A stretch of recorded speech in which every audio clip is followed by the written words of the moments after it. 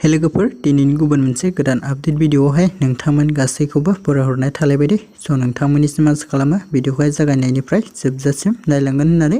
Actually नोंथांमोनाथ' भिडिअनि ससे इन्ट्र' title आरो थाम्बनेलाव नायनानै एसेब्लाबो हमनो हाखादोंआनो जानांगौ दे लोगोफोर जे दिनैहाय आं मा भिडिअनि सायावहाय आपडेटखौ लानानै फैदों।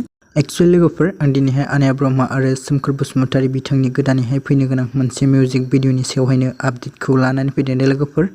ओमफ्राय लोगोफोर बे गोदानै फैनो गोनां बिथांमोननि मोनसे अफिशियेल मिउजिक भिडिअनिनो टाइटेलानो जाहैबाय गोमोन गोमोन खमला जागोन दे लोगोफोर।